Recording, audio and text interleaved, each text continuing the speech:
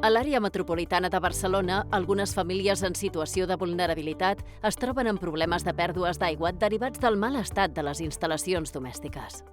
Llars a Punt, un programa impulsat per Aigües de Barcelona, en coordinació amb els diferents ajuntaments de l'àrea metropolitana de Barcelona i entitats socials, ofereix ajudes per tal de reparar les instal·lacions d'aigua malmeses i bonificar el deute acumulat. Les reparacions a les llars són realitzades per empreses d'inserció sociolaboral, com Formació i Treball, Sao Prat o Trini Jove.